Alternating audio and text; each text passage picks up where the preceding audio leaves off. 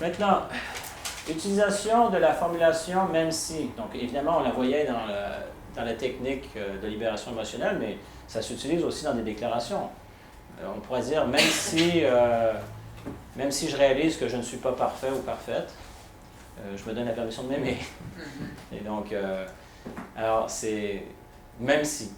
Donc ça, c'est une belle petite formulation, un peu comme on avait vu se donner la permission, c'est une phrase magique. Bien, le même si, facilite le changement. Et même quand on fait, par exemple, bon là, ce n'est pas les déclarations, mais la technique de libération émotionnelle, combien de fois j'ai vu les gens dire « même si je ne m'aime pas, je m'aime et je m'accepte totalement ». Tu vas dire « ça n'a pas de sens comme phrase », mais ça marche. Parce que c'est un choix, ce que la personne va dire « même si je ne m'aime pas en ce moment », ce qu'elle sous-entend, c'est que je choisis de m'aimer et de m'accepter. Donc, même si telle chose, je... Mais au sujet de cette formulation, parce que c'est abordé dans la vidéo, ouais. Parce qu'il y a toutes les étapes de FT là, qui sont revues, etc. Donc ça, c'est dans le FT, oui. Dans le FT. À un moment donné, je me suis demandé si c'était pas similaire aux parties conflictuelles. Parce que dans la construction même de la phrase, c'est même si d'un côté X, d'un autre côté qui reconnaît déjà, qui dit ok c'est correct, je m'apprécie quand même malgré ça. Il y a comme une notion de partie conflictuelle. Au niveau des parties conflictuelles, des fois, on voit qu'il y a une partie par exemple consciente qui veut quelque chose, puis une partie inconsciente qui veut d'autres choses. Bon, c'est un exemple. Qui sont en conflit. Le même si ne ressemble pas nécessairement au conflit entre les deux parties, il ressemble plutôt à la résolution des deux parties. Donc, où, tout à coup, donc le même si, ça amène cette notion d'acceptation. C'est ça. Et le conflit, dans ce cas spécifique, c'est que c'est pas encore accepté. C'est pas encore accepté. Voilà. Et là où je fais le même si va vers cette notion de compréhension. Donc, par exemple, on parlait tout à l'heure de réflexivité, donc la perception qu'on a de nous-mêmes, donc on se perçoit, même si il y a telle chose par rapport à moi-même, ou même s'il y a telle chose qui est dans ma vie qui n'est pas comme j'aimerais, etc., eh bien, voici le choix que je fais. Donc là, il y a une résolution qui se fait à ce moment-là. Il y a une acceptation, il y a une résolution. C'est juste ça, ouais. Je vois bien un parallèle. Ouais, mais c'est une forme de conflit à résoudre. Beaucoup de choses qu'on voit, on peut le voir sous des angles différents, mais il y a des principes de base qui restent au bout de la ligne. Donc, entre autres, cette notion d'acceptation, cette notion donc, de faire un avec soi-même. On peut le voir à travers différentes techniques, mais sous différentes formes, mais ça reste les mêmes principes. OK? Utilisation de... là, j'ai marqué des sens, donc ça serait utilisation des sens, comme le côté kinesthésique, visuel, auditif. Donc, je ressens, je vois, j'entends, et même digital, donc il y a le côté conceptuel. Donc, je réalise, je comprends, je prends conscience de. Donc, dans la déclaration, on peut dire, par exemple, je me donne la permission de ressentir toute telle chose, ou maintenant, je vois que telle chose, ou j'entends. Donc, d'utiliser nos sens. On n'est pas obligé de le faire, mais dans plusieurs cas, le fait d'utiliser les sens peut faciliter la formulation des déclarations. Donc, parce que ça sous-entend qu'on utilise nos représentations internes en même temps. OK? Et donc, au niveau digital, c'est je réalise, je comprends, je prends conscience de. Donc là, encore, on est du côté conceptuel. Donc, le côté digital, ça facilite aussi. Ça va dans le sens de la conscience. Réaliser, comprendre, prendre conscience. Donc, l'utilisation des sens. Donc, j'ai mis, d'habitude on dit de VACOG, donc visuel, auditif, kinesthésique, olfactif, donc gustatif et même D pour le digital. J'ai commencé avec le kinesthésique. Pourquoi? Parce que souvent, ce que j'ai observé quand on fait les déclarations, les personnes vont chercher un ressenti, une émotion. Je parlais de la charge émotionnelle. C'est quoi une émotion? Une émotion, c'est un kinesthésique interne. Donc, ça ne veut pas dire qu'il faut ne faire que ça, mais dans plusieurs cas, j'ai remarqué, même si la personne est visuelle, auditive, au moment où elle va l'utiliser, c'est qu'elle va rechercher cette émotion. Et l'émotion en soi est du kinesthésique interne. Donc, je ressens, par exemple, la personne elle veut accéder à sa force d'aimer ou à la liberté. et elle peut nommer avec le kinesthésique. Mais en nommant le kinesthésique, comme nous, quand on accompagne quelqu'un en coaching, on dit tu peux voir, entendre et ressentir, mais le fait de se dire à soi-même je ressens, c'est qu'on se donne la permission de rentrer en contact avec l'émotion, avec la sensation qui donne une charge au message qu'on est en train d'envoyer à notre inconscient. C'est bon? OK. On ne peut pas ajouter les deux autres sens. Olfactif, gustatif, oui, tu peux. C'est juste que j'ai pas voulu trop en mettre. Ah, ok. Tu Ouais. peux. Je sens comment, disons, l'abondance entre dans ma vie. Mais c'est pour Je ça. goûte le plaisir de, c'est ça, Oui. de mon avancement. Dans plusieurs modèles, on va souvent associer l'olfactif et le gustatif dans le kinesthésique. Mais, c'est ça. oui, tu peux mettre olfactif, un genre, je goûte, j'aime mordre dans la vie, goûter Ouais, aux saveurs de la vie. Tu sais, je me donne la permission de goûter à la vie pleinement. Tu sais. All right. Écrivez-le. C'est vrai. Faut que ça soit puissant. C'est 0.78 ou c'était quoi là? Absolument. Fait que oui, tu peux mettre Le plus olfactif. puissant à faire, tu peux rire, probablement ça va entrer plus facilement que... Si on fait référence à d'autres approches, comme mettons, il parle de l'enfant intérieur et du parent intérieur, si on fait beaucoup de déclarations avec le parent intérieur, ça ne donne pas des bons résultats. On est mieux d'utiliser l'enfant intérieur. OK? On continue. Réappropriation des 4 pouvoirs. Donc, vous vous rappelez de ce que vous avez vu dans les vidéos du cours de relations d'aide, de communication efficace. Alors ça fait référence au modèle de neurosémantique de Michael Hall, qui évidemment, on peut voir des modèles similaires dans d'autres principes de coaching, mais c'est les 4 pouvoirs personnels. Donc on a les pouvoirs de penser, donc nos pouvoirs intérieurs, pouvoir de ressentir, toujours un pouvoir intérieur, et au niveau des pouvoirs extérieurs, on a le pouvoir de communiquer et de faire. Donc ce qui veut dire, on peut même utiliser la formulation en commençant... donc ça, je vais y revenir après. Donc si je reviens à penser, ressentir, communiquer et faire, vous vous rappelez tout à l'heure, je parlais des verbes actifs? Oui. Donc, ça va dans le même sens, mais là, c'est vraiment de se réapproprier, parce que si je reviens ici, attendez, dans les verbes actifs, voyons. C'est un peu lent. OK, oui, c'est ici. Donc, on parlait de s'assurer que ça favorise l'autonomisation, le empowerment. Et ça, c'est de se réapproprier nos pouvoirs. Donc, ici, on peut les nommer, nos pouvoirs. Genre, par exemple, dans le message que vous envoyez, je me réapproprie ma capacité à prendre des décisions, à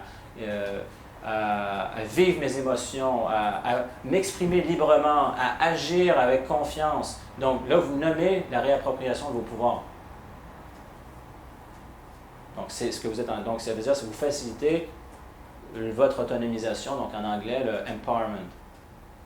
Donc, et une phrase en même temps, par rapport à cette notion de pouvoir intérieur et extérieur, je dirais que ce n'est pas tout le temps, mais à l'occasion, vous pouvez même utiliser la formulation qui commence par intérieurement comme extérieurement.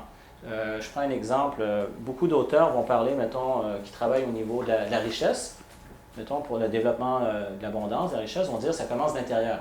Si vous êtes pauvre intérieurement, vous aurez beaucoup de difficultés à créer une richesse extérieure. Donc, ça veut dire au niveau de vos pensées, au niveau de vos émotions, parce que les personnes justement qui vont créer une richesse extérieure, c'est que c'est des gens qui posent des actions qui vont avoir des résultats. Mais avant, qu'est-ce qui nourrit les actions? C'est des émotions qui nourrissent les actions. Donc non, mais je veux dire, à moins, bon, il peut y avoir des exceptions au niveau d'héritage, mais si on voit les gens qui sont passionnés par quelque chose, c'est le carburant des actions, c'est les émotions.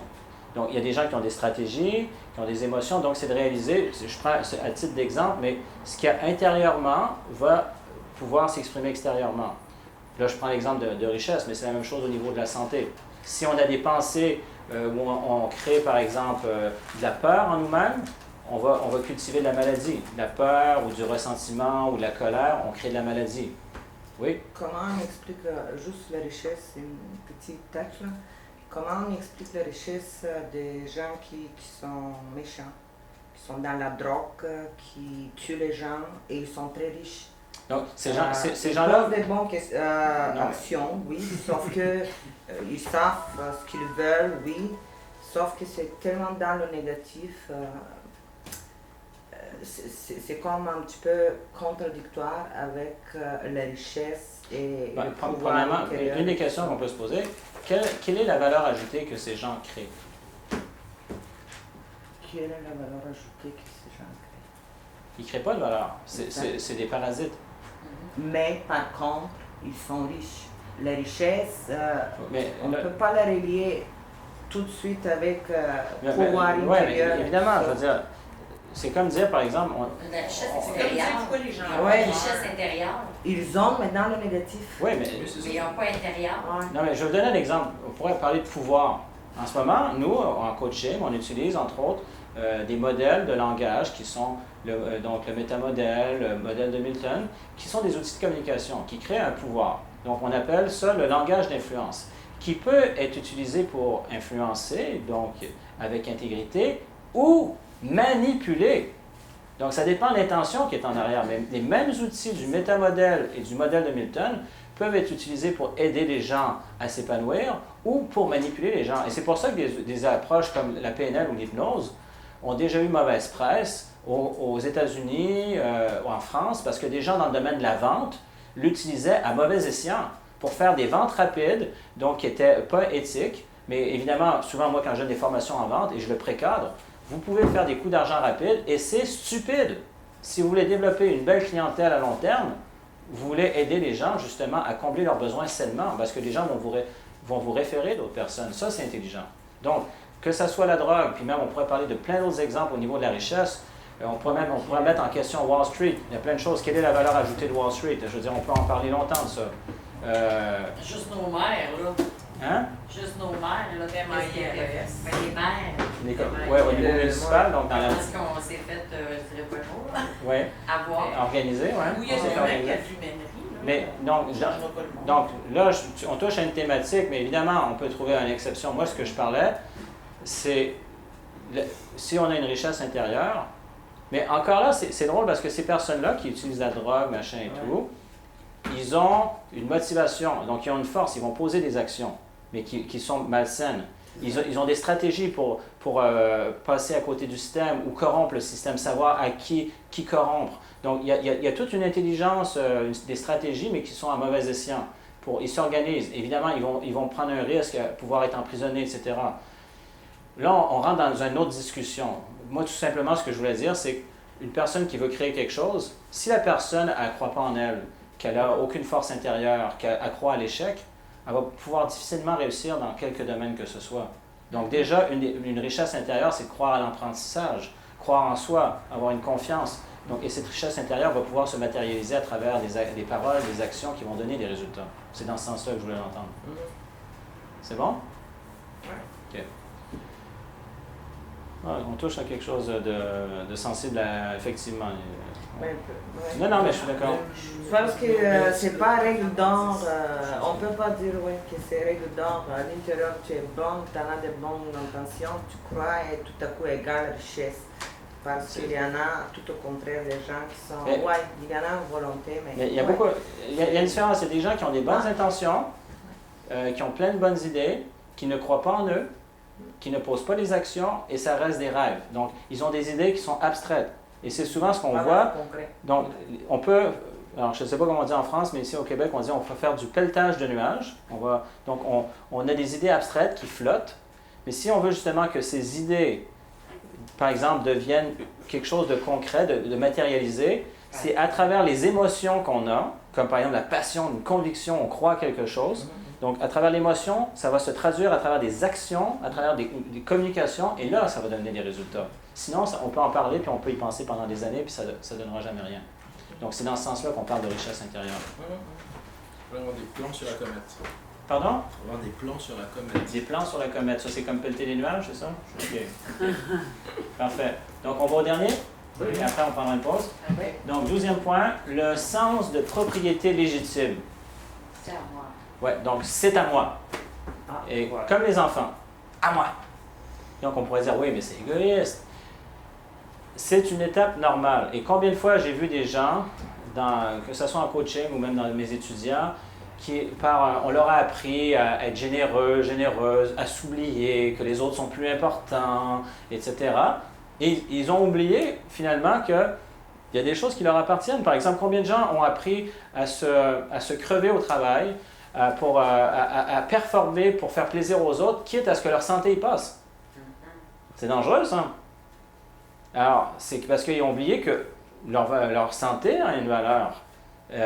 Et comme plein d'autres choses a une valeur. Donc, je me réapproprie, par exemple, un exemple qu'on donne ici, ma confiance en moi, où je me réapproprie mon estime et l'amour que j'ai pour moi. Alors, c'est d'avoir ce sens de propriété, parce que souvent, beaucoup de gens, on nous a appris à nous départir, parce qu'ils disent « Ah, mais tu penses à toi, c'est égoïste. » Eh bien, ça a l'air drôle de dire, il y a certains auteurs, par exemple, ont parlé, j'avais déjà vu un terme que j'avais bien aimé il y a une vingtaine d'années, de l'égoïsme rationnel. Dans le sens que, vous avez vu, on a vu la pyramide de Maslow, on a vu les modèles, les besoins de Anthony Robbins aussi. C'est que notre première responsabilité, c'est de combler nos besoins.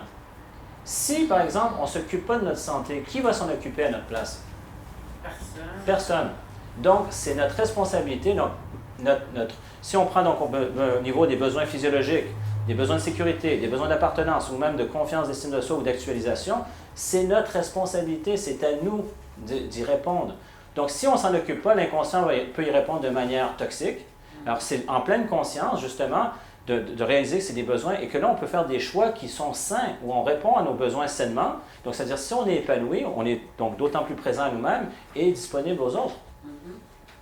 Alors, c'est de revenir à se réapproprier. Alors, souvent, vous avez vu un peu les jeux que je fais avec les étudiants dans le cours, où ils vont dire « Ah non, mais moi, je suis prêt à me départir de tout. » Ils ont appris ça, mais des fois, ils sont désincarnés.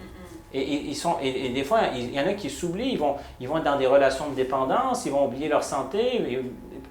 Alors là, c'est d'aller chercher qu'est-ce qui est important. Mais pour finalement être capable de dire, mon temps m'appartient, mon argent m'appartient, ma vie m'appartient, après, ma santé, et après, je peux faire des choix mais où je me sens pas obligé, c'est un choix libre. J'ai envie de donner du temps dans tel organisme, ou d'aller passer du temps avec des amis, ou avec ma famille, mais je ne me sens pas obligé, c'est conscient, parce que c'est à moi, et je fais ce que je veux avec ma vie. Quelqu'un me dit « Ah, mais c'est égoïste de penser comme ça. » Mais non, c'est de la conscience. C'est-à-dire, on peut être très généreux, mais en réalisant si quelqu'un dit « Ah, mais reste avec nous ce soir. » Je suis désolé, mais moi, je me lève à 6 h du matin demain, donc là, j'ai besoin de dormir. Donc, je pense à moi. Parce que c'est pas vous qui allez travailler. Ben, on ne va pas dire, mais au fond de même, vous n'irez pas travailler à ma place demain matin.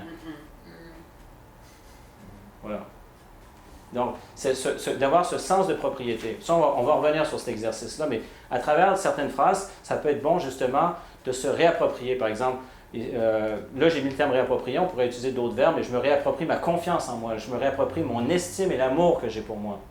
Parce que des fois, on a appris à se départir de ça, ou la santé, ou dans différentes choses. Ou mon temps, tu sais, je veux dire. Donc voilà, donc là, je vous ai donné des points pour justement optimiser. Il y en a sans doute d'autres. Je n'ai pas dit que c'était exhaustif, mais ça touche déjà à plusieurs choses qui vous permettent de faciliter, d'optimiser la formulation des déclarations pour qu'au moment où on le dit, il y ait une charge émotionnelle, qu'elles aient plein de sens. Mais ce qu'on va faire dans la prochaine étape, donc on va prendre une pause, mais après, c'est comment on va pouvoir optimiser ensemble les déclarations pour que déjà vous ayez un avant-goût, que vous familiarisez avec le processus, où vous allez pouvoir continuer à le faire pour vous-même et même ensuite à pouvoir accompagner des gens à le faire. C'est bon? Break time. Merci. Jésus.